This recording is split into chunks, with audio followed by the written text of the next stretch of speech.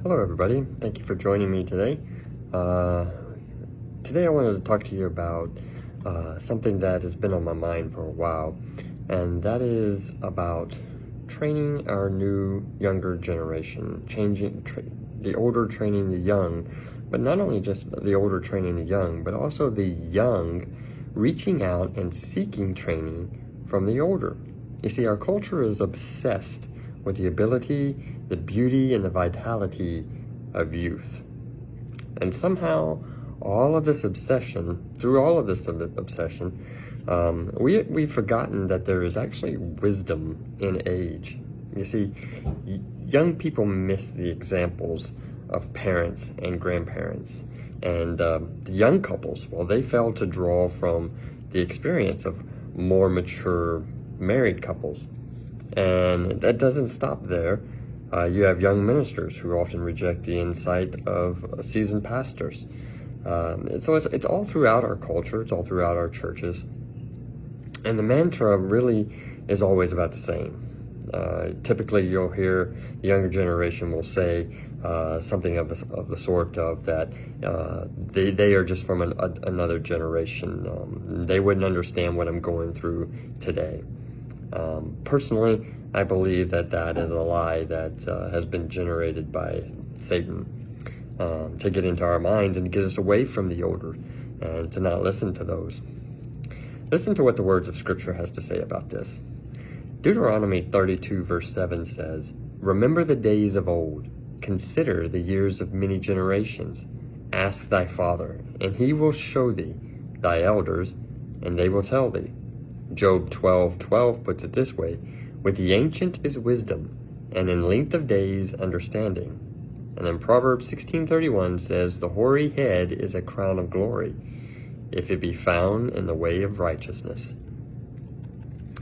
And these are just a few scriptures that tell us about learning from the old ways and learning from those who have been around before us.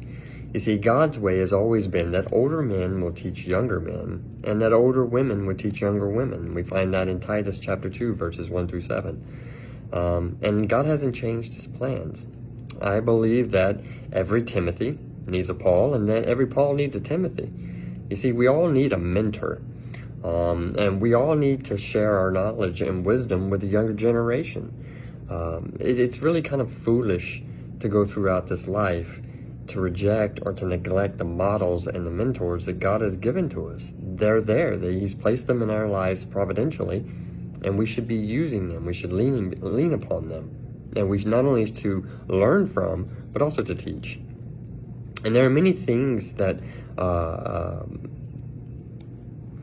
have taken place in, let's say, the Eastern culture that I'm glad that we haven't kept.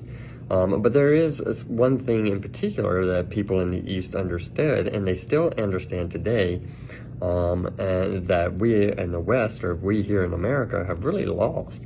And that is that the Eastern culture really revered the age, revered those that were older than them, and they really take care of their parents and their older generation grandparents. And such honor is still seen in many of those nations today. I see it where I work with people that I work from that are from the East, Eastern culture.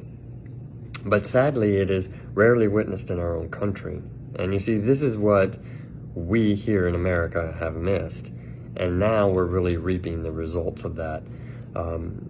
Perhaps we should say to the young in our day, learn from the Eastern culture regarding the reverence and the revering of the aged, regarding your ancestors, regarding your grandparents, and regarding your parents. Learn the lessons of honor for those who have traveled the path before us, and we will learn the lessons of life from them. To the older, if you're an older man or an older woman, ask God to give you a younger person to invest in. You know, they're probably already right in front of you. Don't hesitate to share your heart. Another generation needs the wisdom of your walk with God. And if you're a young person, middle-aged person, ask an older person in your life questions and pay attention to what they have to say. Listen to them. Stop being enamored with other people who have no more experience and no more understanding than you do. Look at the examples the Lord has providentially placed in your path and who has given you. Challenge you today. Take the time to read 1 Kings chapter 12. Rehoboam is the classic picture of a man who listened to those around him instead of those who were over him. And the scripture tells us that he forsook the counsel of the old men and followed the advice of those who had grown up with him. You know, this is a good reminder, too, regarding peer pressure and temptation to listen to the bad counsel that doesn't end just when you graduate from high school. This goes on with you throughout all of life.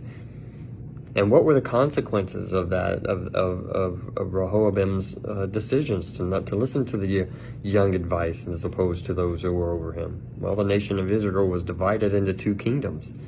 So yes, it does matter who you listen to. I hope that today this was able to help you. And I want to encourage you, if you're an older person today and you're listening to this, find yourself a Timothy, find yourself a young person who is seeking knowledge and seeking wisdom and seeking guidance, and share with them your knowledge and share with them their guidance and share with them your hopes that you have.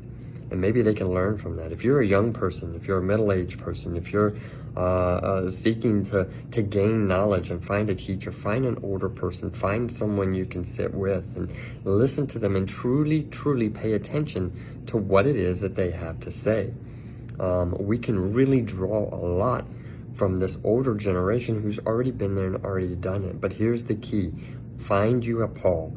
Find you someone who has godly wisdom, godly insight, and spiritual understanding to be able to guide you and lead you and to be that mentor for you.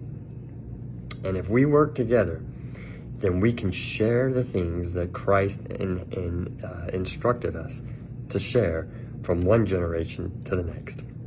Thank you for joining me today, and I pray and hope that you have a blessed remainder of your day. Have a great day.